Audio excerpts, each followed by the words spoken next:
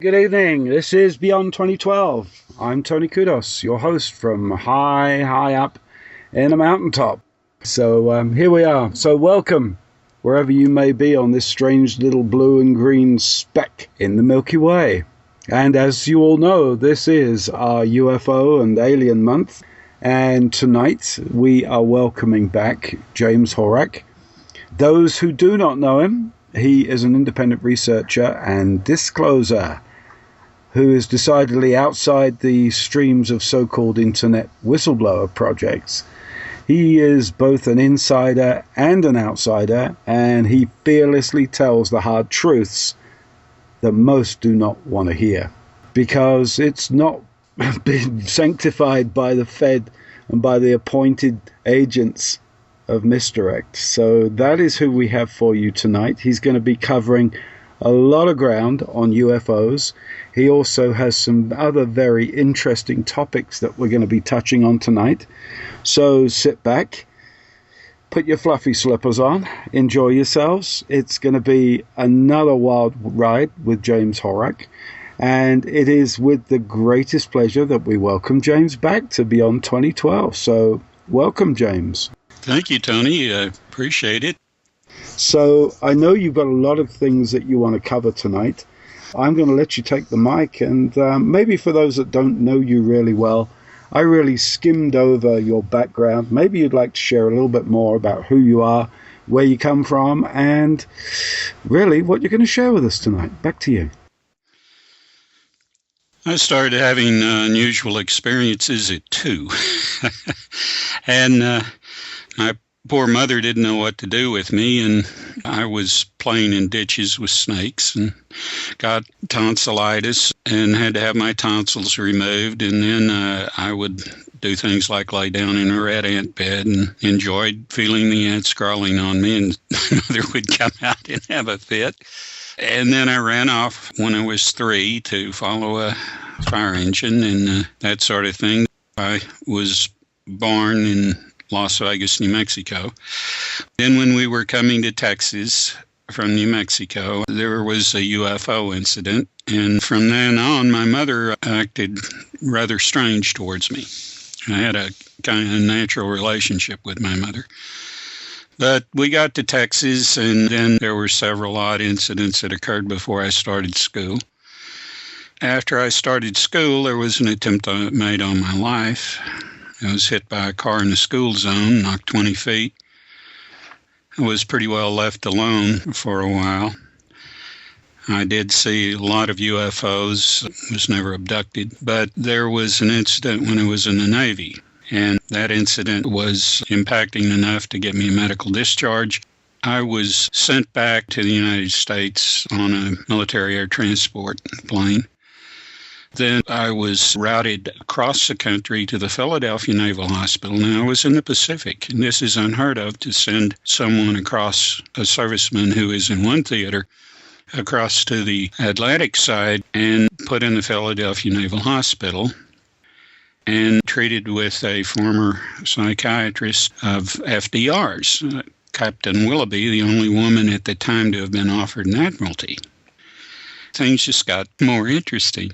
When I was still in Japan, I was in Kuska Naval Hospital, and some interesting things happened there. I was chaperoned by a CID who was Russian-born, spoke a number of languages. It was a dead giveaway because he had a ring on his finger with a padparasha the size of a marble and always had a lot of money, and his rank was lower than mine.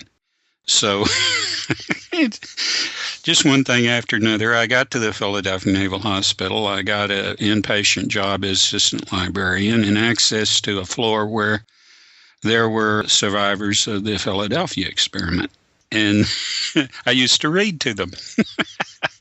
So one thing after another. And then I'm sent back, given a medical discharge, come back to Texas. And had trouble finding a job because there was a code on my DD-214, which they told me no one could read. And then I discovered after many efforts to try and find a good job that they could. Then I go to the VA to complain about that, and they say, well, we need to put you under analysis. So let us send you to this place in Colorado. So they sent me to a hospital there called Fort Lyons. Fort Lyons turned out to be a government warehouse. I was given the job as assistant registrar, had access to all these records. Everybody had ever been there, which was a blast, and it found out some rather interesting things. So that's roughly my early background. But until I had gone to Utah, and I was prospecting and doing a number of other things, but until I went to Utah and went down on the Little Dolores, which is just above where it confluences with Colorado, and had an experience with an EMV operation, I really didn't know or could make sense out of all the things that happened to me. But then it was like a light turned on in my brain. I had an experience there that just opened up all the channels for me and made me aware of my connections to what was going on Earth and elsewhere. Okay, talk about being well placed. How many people would give an arm, a leg, and their firstborn to be able to share a hospital with those survivors from the experiment? Oh my gosh. So you must have picked up some incredible information in your stay there. Well, I did. These people were not in any condition to relate very much. They were very appreciative. I think the reason that I was sent there and put in this position was that there were people good enough that were taking care of these people to try to get someone like me exposed to them. And because not everybody in procedural authority is a monster, just most of them. When I was coming back on the military air transport plane from Akuska, from a little airfield outside of Akuska called Iwakuni. I remember because Iwakuni was on the sign when we were boarding the plane. There were 7 or 8 Marines who were all bandaged up like mummies from head to toe. I was told they were going to die pretty soon. They'd given up on them because they'd been in a stand-up bar, caught fire in Tokyo, and it caught fire, and they weren't going to live. So they were giving them morphine quite frequently, and they had me strapped into a rack that was on the bulkhead or the fuselage inside of the plane, just like them.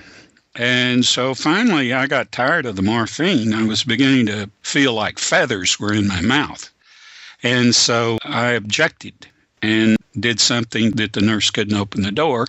And then I started feeling bad about these men because they must be in a tremendous pain. They were in delirium and they were talking about friendly fire. In other words, this was before Vietnam became anything more than a policing action, yet these men were in a situation somewhere, and I presume Vietnam, where they were hit with friendly fire, probably napalm. So this was a big secret, I guess. I started feeling a great deal of concern for these men, and suddenly the inside of that plane became foggy, like little gold bits, something that I can't account for. But all of a sudden, these men started talking, just not delirium, but they were talking like, what in the devil is this around us? Pulling these bandages off. They were fine. They got me out of the rack. They wanted some cards so we could play some cards. and then the nurse comes back in. After all this time, she's been in the cockpit, couldn't come into the fuselage of the plane. And so she comes in, she says, what is going on here? She's in shock. So we help her into a rack and strap her down. We get to Long Beach, and they put me in a co-op ward with men and women, and they're all officers. I'm not an officer. I'm enlisted. And so they're all wanting to know about me. And someone comes in, an officer, and tells them to leave me alone. Don't ask me any questions. That's when they take me to a private airport and send me across the country to Philadelphia, the Philadelphia Naval Hospital. And there we land at another private airport. A limousine comes out and picks us up and takes us to the Philadelphia Naval Hospital, which is in southern Philly. Hang on, I got to back up here, because you kind of skimmed over something that's rather vital. So there was this mist in the aeroplane with little gold flecks in it, and all of a sudden these guys peeled off their bandages and sat down and played cards. So are you telling me that whatever happened in that aeroplane had a healing effect on all of you? I don't even know. I don't know that. I can't say that. They could have been bandaged up to keep them quiet and kept them under morphine because of their experience in Vietnam, which they didn't want anybody to know about. I don't know. But I only know that whenever I did whatever I did to keep that nurse in the cockpit and they weren't getting that morphine, they came around, pulled all those bandages off. You know, I wasn't going to bring anything up. We had the nurse strapped in the rack, and she was near hysterical. And, you know, they didn't know what to do with her. No, hang on a minute. It's not every day that an airplane fills up with mist with little gold flecks in it. This is not a common occurrence on any jet flight I have ever taken. So, come on, there's more to it than this. Well, all I can say is that any time that I have an extreme emotional experience, something strange happens. I've learned to keep them at a minimum because of that, but I didn't want that nurse giving me any more morphine. And it can get pretty heavy on little gold flecks if you keep doing that every time. I really can't explain that. I can't tell you for sure that those men... I didn't want to discuss that with them because I was beginning to wonder whether or not I should know much more about what happened to them out of concern for them. I didn't ask them any questions. You know, they wanted to find a deck of cards. Of course, we couldn't find a deck of cards. So one of them had found something that they were occupying themselves with, something to drink. As far as I could tell, the only crew on that plane was the pilot, co-pilot, and the nurse. Pilot and co-pilot never came out until we landed. Okay, well, that's a strange one for sure. So where would you like to take us after that? That one's got everybody intrigued, including me. I got a million questions I'd like to ask about that one. I think they felt I could do those people on the 7th floor of the Philadelphia Naval Hospital some good. That's why they shipped me across the country, and I don't know that I did. I know that they liked my reading to them, and that while I was there as assistant librarian, I learned some Russian so that we had a library for doctors, and they were interested in advancing surgical techniques. They were getting all these Russian or Soviet periodicals because the Soviets were ahead of anybody else in surgical techniques. And so what I would do is they would come in, they would ask for a certain article. They couldn't read Russian, so I would find the article and would send it out for translation because I wasn't good enough to translate it. Okay. All right. So let's get back to your UFO experiences, which I know you've got a lot more to say about those. So moving from Philadelphia Hospital, where did it take you after that? Well, I was discharged from there, separated, and sent back and given a disability or whatever, which once that the VA got involved, this was back in 64, latter 64, that the VA sent me to Fort Lyons. I was there for about 6 months. And they decided I was 100% disabled. So I was given a disability 100% still and have it today. At one time or other, I decided that I wanted to go to medical school, couldn't go to medical school with the diagnosis they'd given me, so I challenged it and showed them that I had hypoglycemia. And when you have hypoglycemia, you simulate certain symptoms that they had put with my diagnosis. And I wanted an 8-hour glucose tolerance test and told them how to give it to me because they didn't know how. And they got a classic hypoglycemic curve, and I said, good. You can have all your benefits, just give me a clean bill of health so I can go to medical school. Then they knew I was crazy, right? Okay. You can't win. No, you cannot win. Not with the military, you can. Come on. Or the VA. Right. Well, I guess the VA is something of a paramilitary organization sometimes. I wonder about that today. You know, corporations are taking over everything. But, you know, the corporations have found a way to maintain the worst of both worlds. Yeah, the worst of both worlds. Do you think perhaps no? Do you think they're learning from the government? I don't know. I think the government has learned from corrupt corporations, Yeah. Oh gosh. So let's kind of tiptoe back towards your UFO experiences, because I know that you've got some other things, and indeed, in probably the second half of the show, I know you've got some other very, very intriguing information that you want to share. We're going to keep everybody sitting on tenterhooks on that one. Well, after I had this experience in Utah, it occurred over my coming back one night with supplies for this operation, a placer operation I had down on Little Dolores. And I had some people down there, and I'd gone into Grand Junction to get supplies because the river at night might get up, and the river crossing might be too high. I would come across this national park area, which was about a 4-hour drive because it was a jeep road to get down to the river. And I was coming back, and it's about 2 o'clock in the morning. I pulled up on a ridge and was tired, and I was going to get in the back of my little station wagon. And I looked and saw this stream of lights. And they were UFOs, and they were going in a stream around a tower rock and then coming back, going out of sight behind the cliffs of a canyon. You could see about 22 or so at one time. And I started walking down this incline to this wash. And before I got very far, I got about halfway, a number of them just got out of the formation, formed a V, and I didn't take it as threatening. When I had this problem in Sasebo Harbor that led to my medical discharge, I knew that these were threatening. These weren't threatening, but I figured, I'll go back and just hit the hay because I'm tired. So I go back and I get in my little Datsun station wagon 510 and lay down and go to sleep. And when I wake up the next morning, everything is different. Hang on, how different? Because you tend to anticipate things. All I had to do was think about the things that had happened to me, and everything filled in. All I had to do was think about something just like when you boot up a file on a computer. Okay, so everything that you couldn't recall from your previous experience, suddenly you could recall. Is that correct?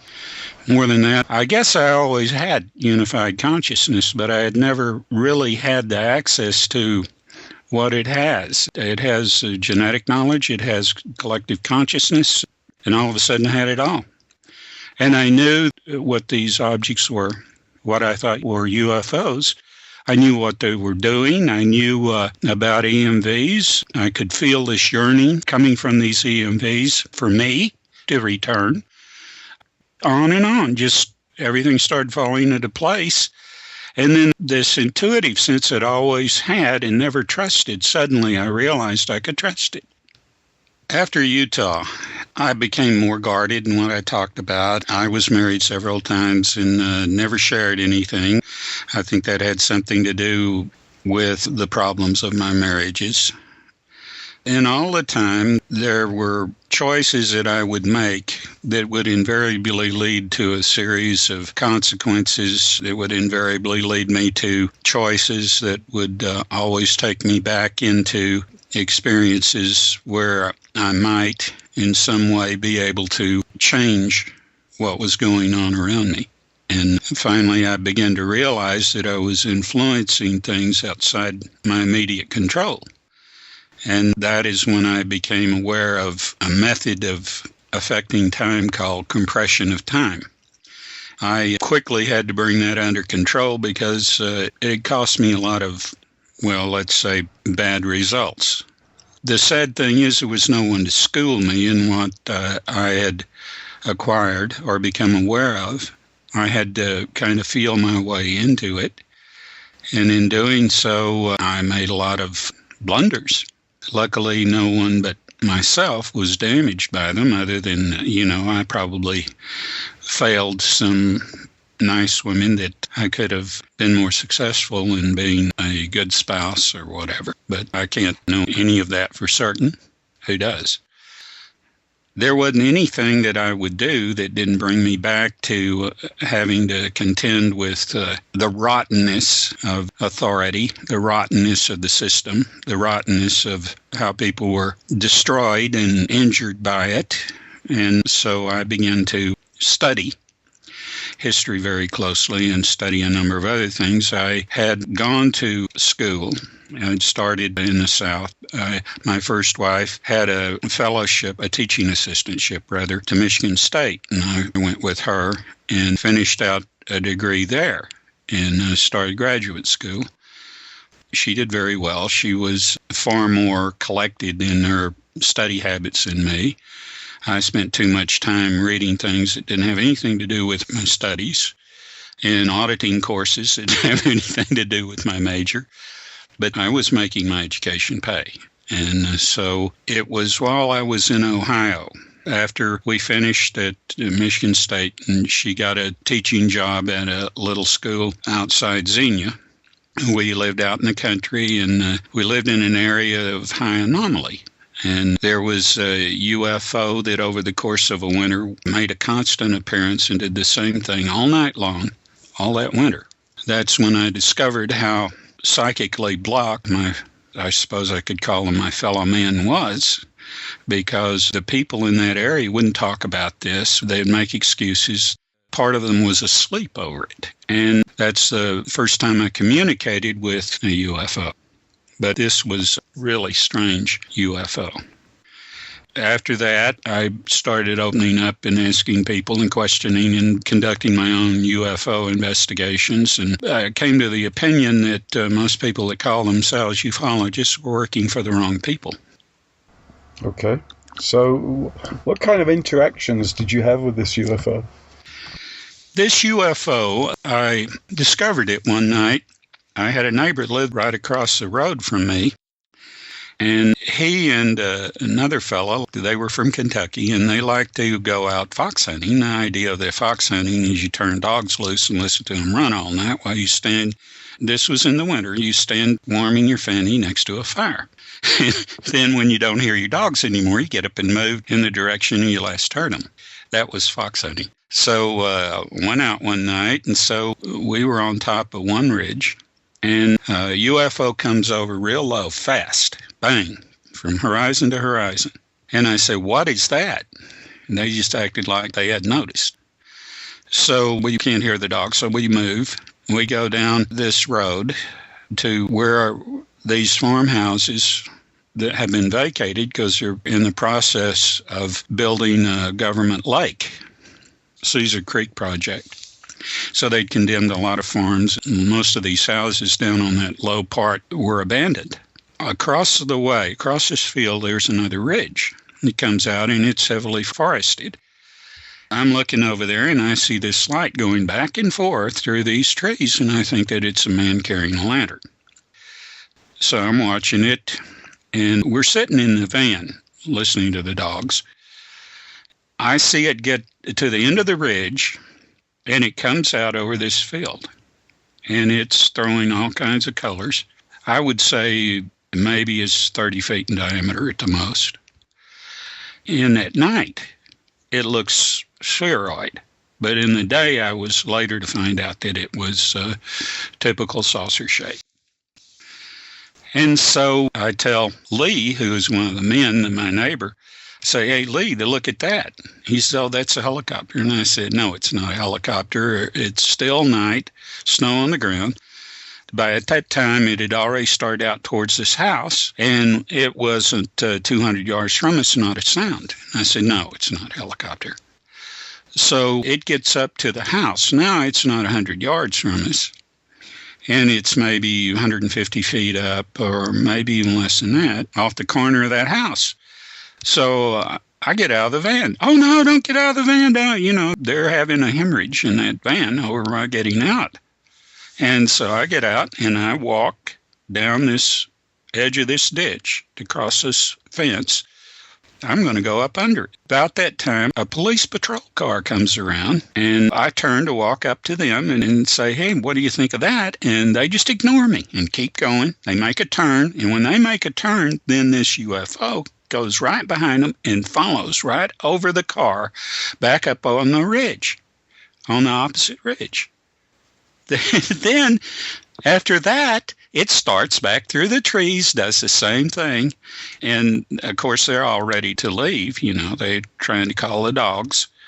So I go out there the next night myself, and I watch it. And over the course of that winter, I would go over, and finally I'd go over during the day to see what was going on. But it wouldn't come out at day at first. But when I got up under it one night, after that, it'd come out during the day. And the first time I got under it, it communicated with me. And it kept saying the same thing over and over and over again. And the words I have to paraphrase because it spoke to me emotionally. And I have to paraphrase what it said. It communicated, I made the wrong choice. I made the wrong choice over and over and over again. Oh, this was telepathically, yeah? It spoke to me like the EMV speak to me, emotionally. Okay. I feel it. It's not telepathy like a mind-to-mind thing. It's emotion-to-emotion thing. The center of it's elsewhere than it would be telepathically. I understand. So it's almost like you know it rather than a communication. So describe this UFO a little more. I mean, how close were you? You were underneath it. But just describe what you saw. At night, it would just look like shooting colors. During the day, it resembled a brownish gray. And you didn't see doors or windows or anything on it at all. It was like two saucers on each other. It could change appearance. Over the course of that winter, I must have seen it at least 30 or 40 times. My brother came up to visit me. I tried to get him to go out there with me. He wouldn't do it. I introduced him to Lee. And while we were talking, I said, Lee, tell him about the UFO. And Lee said, well, no, I don't want to talk about it. And I said, Robert, do you come out and you get a chance to see something really unusual? And he wouldn't do it. My wife wouldn't go with me. No. I had a number of neighbors, people that lived around, and they wouldn't talk about it. There were some very strange people out there that lived in A-frames. They were young couples, and they acted very strangely, and the people around, the old-timers, didn't want to have anything to do with them, and I thought that was odd. We had gone down, there was where a public school had been that had closed down, and the kids in the area were going into Xenia for school. The gymnasium was still there, so the young couples would meet during the winter and they would play volleyball in that gymnasium.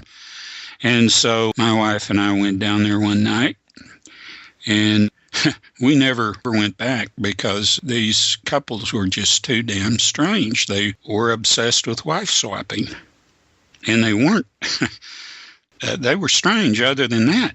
I had talked about the people that lived in the A-frames to some of the people there that I knew. I said, are they associated with this lake project? And they said, yes. And a very curious thing, where that deepest part of that lake was going to be, they had an exploratory well that was bigger than this derrick to this well, was bigger than anything I ever saw. And I grew up in Texas and know what a well derrick looks like. And this thing was enormous. Why would you put an exploratory well like that when you were digging a lake? Just all kinds of weird stuff like that. So, I mean, it could take you so much further back. I mean, how many people had a direct experience of a UFO, have visited with it 30 or 40 times, have been in communication with it, and now we're dealing with a lake that has a massive hole. I'm assuming from what you're saying, the hole would have been big enough to have accommodated the UFO, possibly more. Whatever has gone there when they were building this wasn't just a typical government project to build a lake. Whatever. And I've talked to people that are from Ohio and asked them about this, and they don't want to talk about it, or they don't know, or whatever, but they don't check it out. This is above Cincinnati. It's not far out of Xenia, Ohio. It's called Caesars Creek Reservoir. I was interested in earthworks that belonged to the mound builders, the Hopewell and the Adena, and was doing survey work, documenting village sites, earth mounds, and earthworks that were going to be underwater. And I felt like since they hadn't been documented, that emergency excavation needed to be done on some of these. There was one loaf mound that was hollow. I submitted a governor's report at the governor's request. When I contacted his office about this, he said, well, if we had money, if we weren't bankrupt, do something to help this, to get this going. Of course, nothing came of it because the state was bankrupt. But in trying to excavate what I could, especially this loaf mound, I was warned by somebody representing themselves as a state employee. No, you don't want to dig into that because that would change the erosion pattern. I said, that's crock. This is going to be underwater. This is a deep part of the lake. I had become friends of a lot of the people in that area because I have a knack of finding treasure. And we're moving out, and they knew that Uncle so-and-so had hidden something. Could I help them find it? I'd found something for somebody already, and the news got around. People would ask me, would you help? Would you help? So I did, and I found a lot of stuff for these people that they would have to leave behind if they didn't find it. So I became well known, and people let me on their land. This one farmer that had quite a bit of land had kept ponies, and I kept finding these mutilations. And so I would tell him about them when I found them, and they were typical tied to alien or UFO mutilations where they were sanguinated, not a drop of blood anywhere. The cheek would be cored so the tongue could be removed through it. The genitals were removed and the rump was cored and all that. And I kept finding these, and I'd tell this farmer. I became very friendly with him. And he kept acting like, so what, you know. And finally, there was this thoroughbred. And I know the horse was worth at least several $1,000s. Found it. And I said, aren't you at all concerned about this? And he says, well, I'm not supposed to tell you, but every time that I have one of these, I call this number, and somebody from the state comes out and reimburses me, and they're quite generous. I said, oh, really? When I tried to tell Linda Moulton Howe about this, because at the time I thought she was interested in the mutilations, she was in her crop circle phase. She wasn't interested in it. But this was the only account I'd ever heard where there was any kind of official damages paid on mutilations by the state or government. So I thought that was very interesting, but she wasn't interested in that at all. So presumably then, he was told to keep quiet about it, don't say a word about it, and you will be handsomely rewarded. Yeah? Yeah. Yeah, I don't know how much they were paying him, but like I said, that thoroughbred, that horse was about 1.5 years old, beautiful. He must have been paid at least a couple of $1,000s for it, but he was very happy, so it's probably more. Over the course of the time I was there, I found 4 pony mutilations, 1 cow, and an animal that I would presume was something like a tapir. I'd never seen anything exactly like this critter. But I found a number of things on that land, a number of things. I was there trying to do this work for posterity, and I took a lot of pictures of collections that people that had found host stones and different things. The mound builders were very elegant. At the time that the Europeans are conducting agriculture with a dipple stick, they had a hoe, and the hoe stone that they used on that hoe had a curve to it in line with the curve of the swing of the hoe. Now that is technology that our European brethren did not have. So, there's more important things than iron. Yeah. Let's just touch on the mutilation of these animals. It's my suspicion that if you wanted to start some kind of breeding program of earth animals elsewhere, animals are pretty messy, and there's a lot involved in moving them around in an alien spacecraft. But really, essentially, all that they need is the male and female genitalia, and provided that they can provide some kind of blood supply to it, and of course all the blood is removed from the animal anyway, that maybe that's how they sustain it, and that's part of the breeding program. But the thing I don't understand is, why do they remove the tongue? What would the tongue have to do with that process? You want me to venture some information on that? Absolutely. These are black ops operations. They have nothing to do with ET, but they have something to do with EBs. And EBs take their nutrients through their hands, and this sort of operation is for two reasons. It's to provide the nutrients that they need, plus to keep their flesh from decaying and to make more of them. So why do they have, forgive me for saying this, but why do they have a taste for animal genitalia? It's part of the tissue replacement. It's an enzyme that they extract from it. Okay, all righty. By the way, can you just explain to anyone that doesn't know what an EB is? Extra biological entity, and the Air Force was aware, made this discernment as early as 1972. I read it in a UFO retrieval manual. It was published in 1972. Was released by accident. It's classified and released by accident in a lot of books that were discharged from the Air Force Academy. Okay. James, everybody who listens to this show is already aware of UFOs, already acknowledges that there have been so many observations of these that there's got to be a lot to this. So take off the shackles, let's remove the control bolts, bring to the audience exactly what they want to hear. Don't hold back, deliver it just as you want it. So, I'm going to pass the microphone back over to James. He is unfettered, unrestrained. This is the real James Horak. Back to you, James. I guess I had better talk about the UFO experience when I was 4 and in Sasebo Harbor.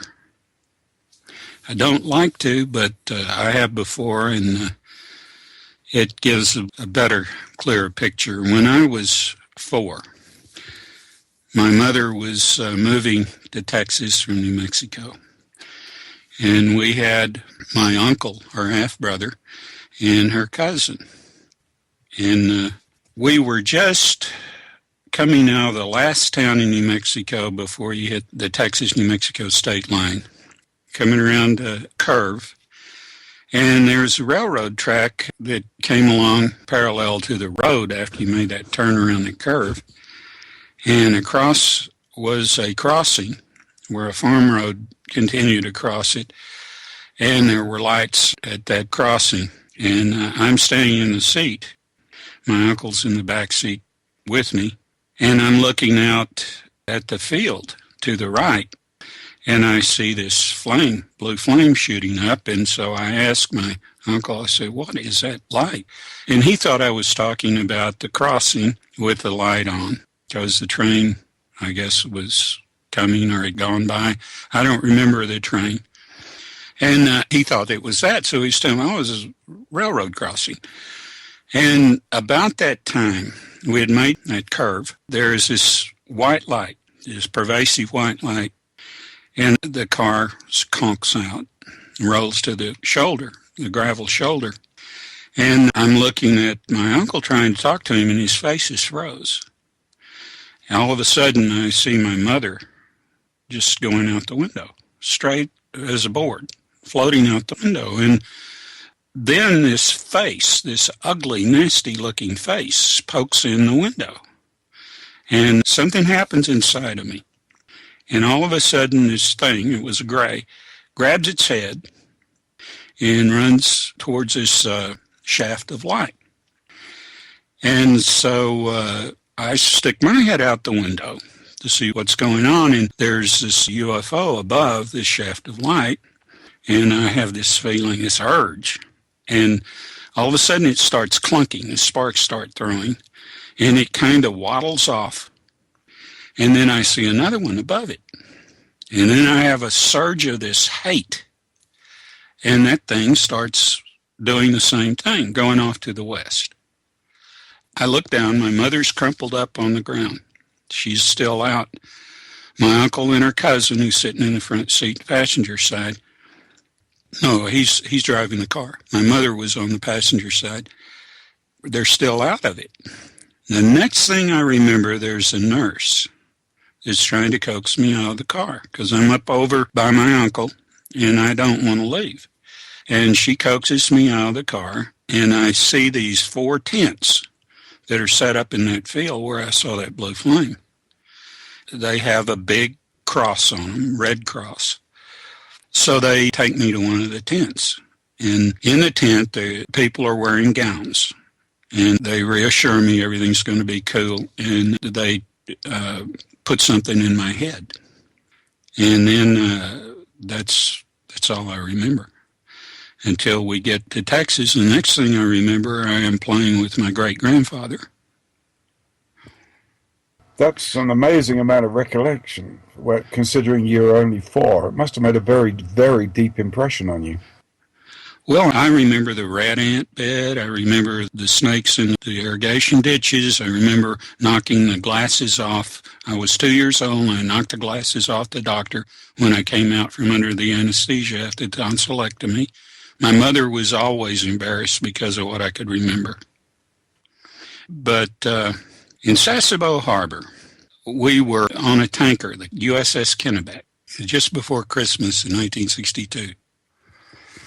My division had been put on restriction because the captain, who was a very volatile critter, wasn't liked very much by the crew, came down into our crew's quarters, and they did an attention on deck. He didn't want us to attention on deck him usually. He was one of us, right? Well, we had an admiral's inspection. We hadn't done really very well. We were already in trouble because we had refueled the Kitty Hawk, and there were admirals aboard, and it was supposed to be showboating time, and they had a film crew and all that. And so we were refueling them underway.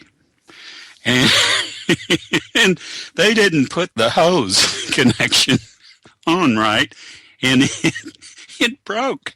It came loose and sprayed the crew, the band, everybody on the Kitty Hawk with oil. JP5. And other ways to make yourself really popular are? We did not want to be in harbor with the Kitty Hawk. Of course, we weren't, Sasebo. So the captain restricts us. We don't get our liberty. We work 18 hours without eating, rest, or anything. And so I'm not in the best of shape.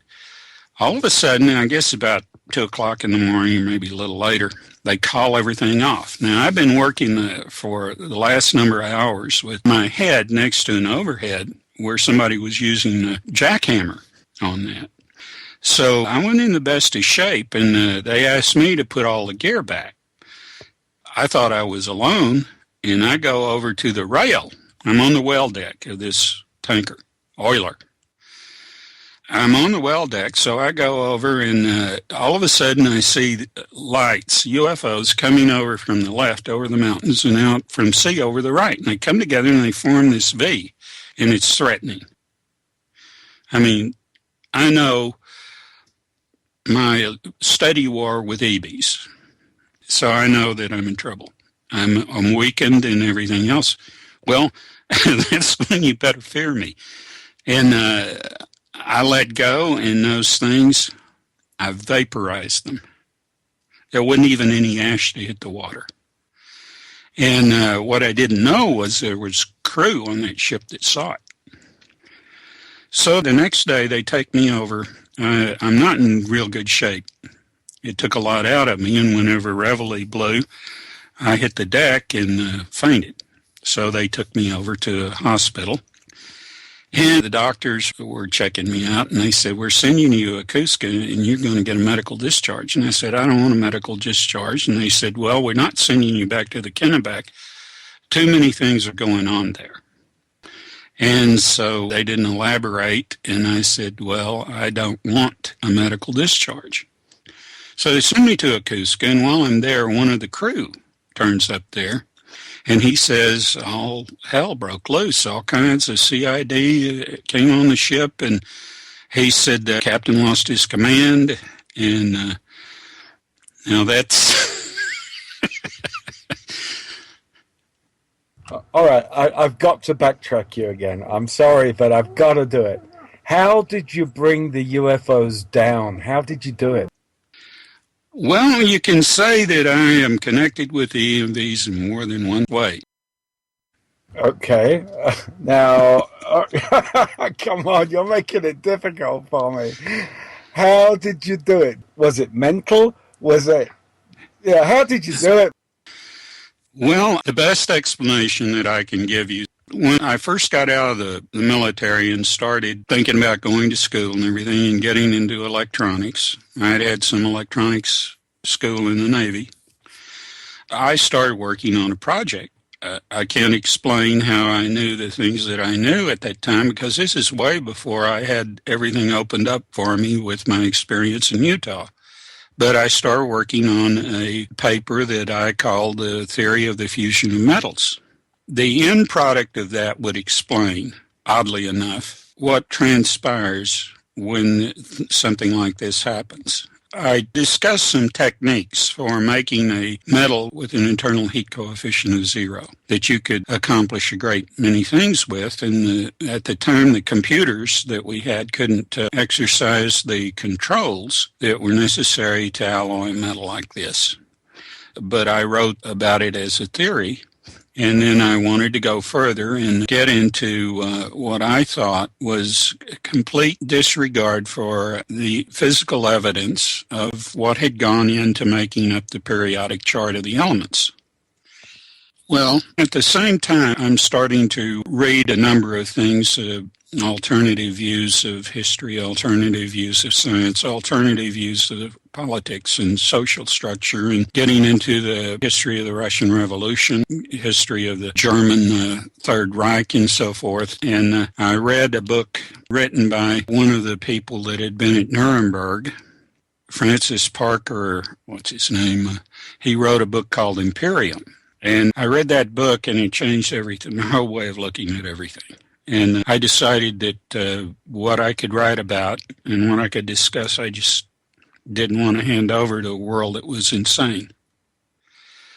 It would have led to being able to find a way of ionizing metal. Well, what I think I do, first of all, I'm getting the computer central that these EBs depend on. An EB is nothing but chunks of meat sewn together with a computer terminal. They're not sentient. They're things. And I can get in the computer, and if you can get into somebody's computer, you can play havoc.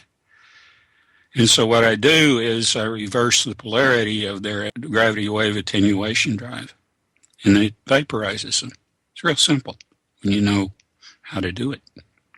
Okay, I'm going to go further back to an earlier part of the conversation, when you were saying that you were visiting with this alien spacecraft 30 or 40 times, and you said you were told that you'd made a mistake, you were doing the wrong thing. No, it wasn't me. It was whatever was inside or associated with this UFO. It was saying that it had made a wrong decision. It was opining its fate because it was in an endless cycle. Okay, I understand. Okay. So, somewhere down the line, you have been given some unique abilities. And presumably, we are talking about two different races here. We're talking about those that are benevolent and those that are threatening. And somehow you have the ability to protect, presumably yourself, from these who are out to attack you. Have I got a grasp on that? Pretty much. Yeah. Okay, so we're talking about two separate species here, presumably with different craft. Somehow it is essential that you protect yourself, and you have been given the means, the abilities to be able to do this. I'm surprised that with the abilities that you have, that there hasn't been someone from Black Ops or whatever eager to find out how you do it. Oh, there has. Okay. Do you want to expand on that? Well, the last thing in the world they want to do is confront me, but they work in surreptitious ways. For instance, after we got to Texas, my mother, who had divorced my father, found an excellent man for a husband. My stepfather was one of the best people I've ever known. And they were situated in Dublin, Texas, and there was a little theater. And we lived in an apartment house less than a block from that theater. One night, I went down to watch Cleopatra, Cecil B. DeMille's Cleopatra. And I noticed that there was this army truck in front, parked the wrong way of the theater. I can remember it because the wheels were so high, and I kept thinking, how could I get up in that thing? Because my chin would rest on the first foot place to climb up into it. So I went into the theater, and I noticed these men in black. And there were a number of them. And they were situated on each side where the seats ended. And then they were halfway up the aisle on both sides. I didn't see one in the center, but then I saw one standing up by the ledge. There was a very narrow stage in front of the screen where two people could stand if they were real close together. And I was uneasy about it, and I sat down, and before the lights went out, I decided I was going to get out of there. I went up, and when I got to where you turned to get into the lobby, this man in black stepped towards me. So I went back to my seat. I sat down, and then Mrs. Blevins, who was the wife of the man that owned the theater, went up to the stage and stood on the stage and told everybody that we are privileged to be the subject of an experiment here to enhance your movie-going pleasure. At key scenes, they're going to release a scent or a fragrance or whatever she said that would enhance the impact, I guess, or emotions of the scene. So I really didn't like that. So she comes down off the stage, and all this time there's one of those men in black behind her. She comes down off the stage, and when she comes down off the stage, I figure, well, this is a good time for me to try to leave. So I tried to leave, and she immediately came over, and she assured me everything was okay, called me by my first name, and set me back down in my seat and said, everything's going to be fine. Just enjoy the movie and all that. So the movie starts. And I remember the scene where Cleopatra takes the asp to her bosom, and then this smell. And this smell was, I'm 6 years old, and this smell was erotic and aroused me erotically. And I really wasn't happy with that, and I got out of there. And before I did, I noticed a kid across the way who was looking at me. And later on, he happened to be a classmate with me after I started school. His name was Benny Vanderpool. So this is important later on if I continue the story that far. But years later, when I was 8 or 9, I confronted Mrs. Blevins about that. She couldn't remember any of it, but Benny Vanderpool did. She couldn't remember any of it. So what do you think this scent was? I think that they were trying to make me an aberrant so they could control me. Okay. And when that didn't work, I started school, and when I was in the first grade, I was coming home, and there was a young lady with a little girl with me who contacted me since I've been online. And right by a sign, 15-mile-an-hour school zone, I started across the little brick road, Grafton, and right in front of the Catholic church, little Catholic church. This woman came around the corner on 2 wheels, accelerated. I turned to push the girl back, and I had one foot on the curb when she hit me, and I'm looking straight in her eyes. She's looking straight in mine. It speeds up and veers to hit me. And, of course, there was a witness across the street that saw it. Now, after I'm in the hospital, broke my leg. After I'm in the hospital, she comes down there and she tells my parents she was in a hurry to get her daughter, and she just didn't know, cries and wails and all that. But it was a hit and run. And the man who owned the hardware store in town, Mr. Roden, was in his yard and saw the whole thing. Oh, there's no doubt. But I think she was, I don't think she was operating under her own steam, and I think she was trying to kill me. But I never had any more problems after that, other than doctors wanted to amputate my leg because there was so much bone loss. Well, my last wife was an interesting experience. She had an episode of cancer. So I hadn't been back to Utah for 10 years. And we were both working for the Postal Service at the time. So I knew that conventional treatment would not help her. So I told her we can go to Utah. So we took leave of the Postal Service and went to Utah. And while we were there, we went down on a little Dolores and lived off the land, basically. And a gentleman had leased these claims, patent claims, that I had proven out for some people that lived up on Grand Mesa, which is close to Grand Junction. So this gentleman asked me if I would help him and that he would share expenses and so forth, and I said sure. So I helped him set up his placer operation and showed him how to set up a concentrating table. He had a Steffens table, he had a Humphrey spiral, he had a trommel, and a number of other things, and so he didn't have the slightest idea how to use them.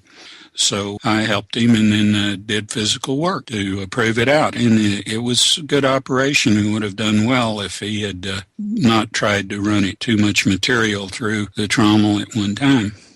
I have no idea what a trommel is, I got to be honest. Can you expand on that, please? Well, it's a grizzly and a trommel. And what it does is it vibrates and washes rock and dirt that you put into the second stage of the operation, which is run through a Humphrey spiral, and then it comes down on your separating table. And the separating table is the final stage, and what it does is it vibrates. You have three controls. You have the angle of the incline on the table, and you have grooves that are cut into it, which are going to separate material that has a similar density. And then you have water. And you control the water, you control the angle, and you control the rate of the vibration. And you have to constantly experiment with it, level it, make sure everything is fine. And if you've got everything set right, you will start catching the fine gold. And it'll all go to one particular area of that table where the heavy iron sand, which has some platinum, it has rubies, it has different things in it that has economic value. The gold will go with it, and then you can separate the gold from that by amalgamation with mercury. So I'd set that up, and we'd start getting color. But he'd come along, he'd want to run too much. And even when we were using some detergent that would cut the density of the water so that the gold would fall out better, he'd still run too much material through there, and the oil that was in the material would mess things up, so it wouldn't catch the gold. And I'd show him, and I'd have to deal with him, and he was very difficult because his experience with mining had been exclusively with uranium mining. So he was pretty worthless as far as placer mining. He didn't have the patience. Or he could have made a pretty good living off what was right there. And it wasn't the best placer mining property I ever saw, but it was plentiful. Had a lot of material to work. You know, I kept reminding him, I said, remember that on the other side of the Colorado River, down just less than a mile, is the biggest placer mine operation in the country. So the gold's here. Anybody that tells you that it comes from the Gunnison River, which confluences with the Colorado up a little higher, they're wrong. The gold's coming from here. It's coming down from Telluride. Oh, okay. And, you know, you can't deal with people like that. Randy was a good guy, but he was Mormon.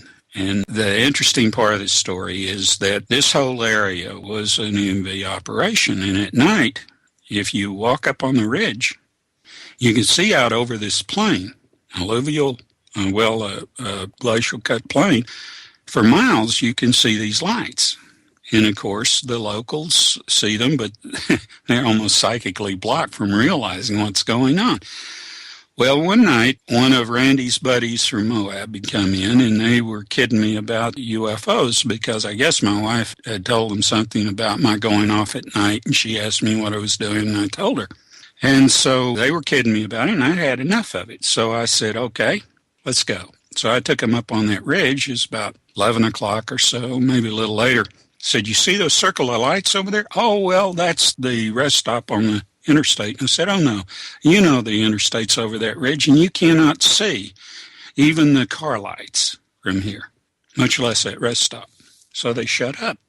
And I said, you see, there were orange, yellow lights and blue lights in a circle in several places. And I said, you see that first circle to the left? That third blue light from the 12 o'clock position is going to rise, come up over us, and establish itself as a sentinel right there, pointing directly to the place where it would do it. It did it. Now they're getting scared. And I said, okay, the one that's at about a 7 o'clock position is going to come towards us. It's going to stay about 6 feet off the ground, cross the river, and then come up to us. And after it crossed the river, they were on their knees crying like babies, asking me to take them off that ridge because it was in the middle of the night, dark. So I'm just laughing because I'm not through with them yet. And, of course, my wife at the time, she's on my case to take them down. So I did. Otherwise, I would have had more fun with them. So I took them back. And, of course, after that, I wasn't kidded about UFOs anymore. This is the extent. And I tried to get, when Dr. Greer got started with his exopolitics, tried to get his group in this area, because this area has been monitored by the military for a long time. They have a base, an underground base, under the La Salle Mountains, just south of this area, monitoring this. They don't know what it is. They have no concept of it, but they know not to mess with it. And okay, I got to ask you. I'm sorry, but I got to ask you. Can you summon UFOs? Is this what we're talking about here? Well, I don't, because I don't want to be beholden to ETs. I'm not an ET. And ETs and I have a strained relationship. They recognize what I am, and we have mutual understanding. And, they are as mystified by me as humans here are of them. Okay. Yeah, I want you to know you're not phasing me, not even in the slightest, okay? Well, good. Okay, so there was this circle of UFOs of different colors, and you predicted what they were going to do. Now, was it a prediction? Or were you telling them what to do? Are you talking about the one in Ohio? No, I'm talking about the group that you just referred to, where you were up on the ridge with these two other guys. Oh. Okay. So were you predicting what they were going to do, or were you telling them what to do? I was telling them what to do. Okay. It begs the question, how do you have these abilities, James? Unified consciousness. Okay. All right. Okay. I want you to continue with this story because I know there's more to it. So you were going up on this ridge on a regular basis. So there are obviously more sightings, more interactions between you and these craft. Well, I wasn't going there. I just went up there to make my point with them. Where I would go when I would leave at night, I was going to where I first saw the UFOs that were going along that wash and then coming around a Tower Rock and then going back behind, because that is an EMV operation. What they're doing is they're driving machines that are deep in the earth. That activity drives these machines, and there are EMVs that are holding your planet together because your planet's cracked. Your planet is not stable. They hold it together.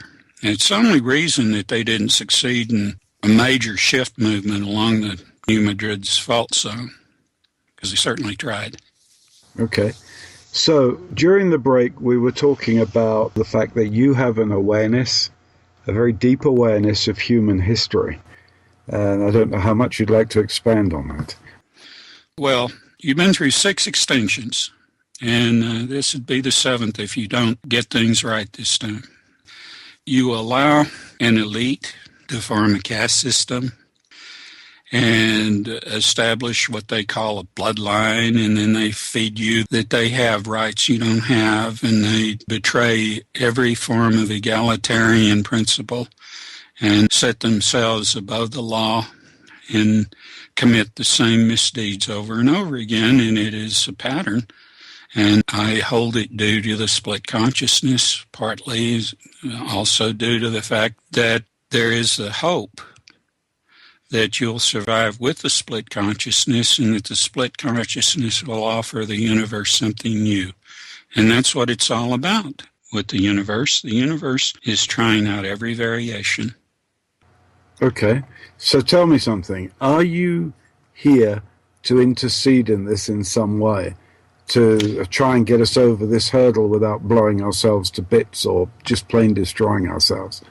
Well, in the last few years, I've brought ETs onto my concern for doing everything that we can to see that the people here survive. Because if worse comes to worse, this planet is going to become the star to a binary system. And I think that Arthur C. Clarke kind of insinuates that in his movie 2010, although he points to Jupiter, but Jupiter wouldn't become a star because its moons are inhabited by wonderful people, and that would harm them. But the Earth, if this is a failed experiment and earthbound humanity can't be civil, can't be civilized, then you'll destroy yourselves. In fact, it's 50-50 chance you'll survive now, I'd say, and I'm being generous. I mean, over the recent blunders in the Middle East that Israel has committed in Syria, and the fact that China and Russia have drawn a line in the sand that has been ignored, anything can happen from this point on, and nothing good will come of whatever happens abruptly. The sadness is that there are those that believe that the extraterrestrials will come and save our sad and sorry tales, that we don't have to worry too much. But really the emphasis is on that we need to take control of this situation, and we need to save ourselves as a species, because we are being taken down a railroad track on a runaway train, and we're running out of track fast. Now, we've failed 6 times previously. This is the 7th time. And yes. If we don't get it right this time around, that's it. There is no other option. This is it. Well, I think that there are a lot of distractions from that, but it's just as simple as that. The truth is always simple. The truth is compelling. You know when you have the truth. You know when you're getting reality. You know that. That's in you. But the fact is, due to mind control, due to corruption of the environment, due to all the things that go on to keep people from realizing their own best self-interest, which is always ennobling. I mean, I could give you a lesson in spiritual technology right here, and that is that it's just a simple realization of what the right thing is and proceeding from there. And anybody that I've ever known when I was growing up that didn't know what the right thing was, they might not be obedient to it. But I think that there are not that many pathological narcissists or psychos, but they're all in control. I mean, ask yourself this, and I say this over and over again. How many people that are normal, that are good-hearted, that want to do the right thing, would get into the political arena when that required them going out for months at a time, talking about how wonderful they are, just so they could keep their job? I think that is the province. In most situations, in most circumstances, unless somebody is really trying to make the sacrifice to get there and do something good for his fellow man, and there are not many like that, that is the province of a pathological narcissist. So it's a matter that the system is rigged to put the worst element of us in power and authority over us and then keep them there. So this is a microcosm of, the evil of a queen that eats up the economy, owns all the uranium claims, fights social change, political change, like crazy. We have a saying in our household, and I'm really referring to the fact that whatever new technology comes along, the very first question is, how can we weaponize it? And that's right. The saying we have in our household is, just because you can do something doesn't mean you should. And, when you look at nuclear weapons, yes, we can do it. Yes, we can produce them. But is it wise to do so? An example that I'm very fond of is Robert Oppenheimer was largely responsible for the development of the atom bomb. And after the Manhattan Project had succeeded, and then it was used, and they realized that its use as a political tool was more important than a military weapon, then he resisted going further in developing the hydrogen bomb. So one of the creatures by the name of Teller took that on. But Oppenheimer said, you don't know what you're doing, you don't want to do this, and he knew something they didn't know because he was a genius. He knew that a detonation of a hydrogen bomb would change time. He knew that. And so he had multiple reasons. They were all good reasons for let's stop here. But oh no.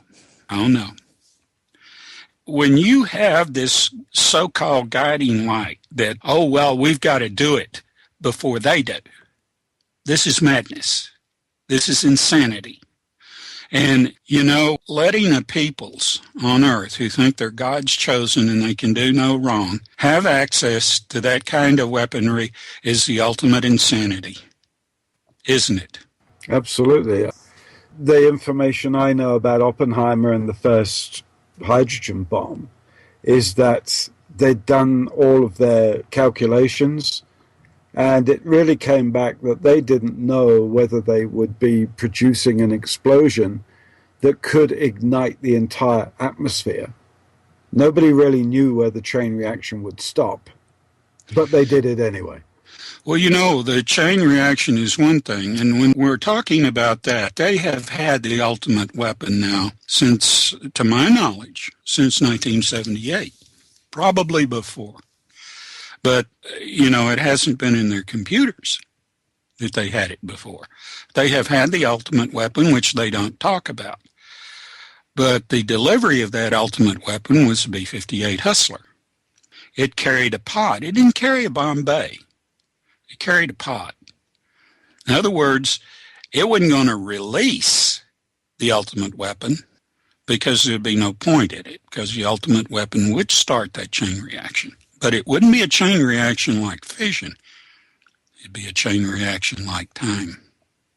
This is one of the reasons why there is a continued flap that goes on where these departure points for this ultimate weapon, these modified B-58s, are south of Fort Worth, not far from where I am right now. And there is a ongoing, you probably heard about the Dublin-Stephenville flap. Just because they don't talk about it much anymore doesn't mean it still isn't going on. Because this is the mindfulness of ET telling you, you don't want to try this. You do not want to try this. But we will, just like we'll test out the Hadron Collider, possibly produce something that is totally outside of our control, possibly even suck ourselves all into a giant black hole, and that will be the end of it. But we'll do it anyway. I think the best way that represents a characteristic of their arrogance is The Hadron Collider is to find the God particle. Oh, this is how the universe began. Oh, really? Really? Yeah, what a great idea. Yeah, mess with the God particle. Let's mess with the very fundamentals of physics, life, the universe, and everything that we'll probably never know. But we'll do it anyway. What the hell? Well, what has a psycho told themselves? The ultimate pathological narcissist. There's nothing in the universe better than me. They've killed God, right? So now they're going to be God, right? You know, it's a crazy world we live in, and certainly it gets a little crazier every day. How can people contact you? I've got like 30 seconds, so over to you. How do they get in contact with you, James? I'm on Facebook. You can get on our blog. A lot of people asking some great questions lately, and I've been going into pains to answer them because they are so great. But our blog, emvsinfo.blogspot.com. James, we got to cut loose. We are running out of time. Thank you so much. It's been a wonderful show. I've thoroughly enjoyed it. I know everyone else has. Thank you, James. My pleasure.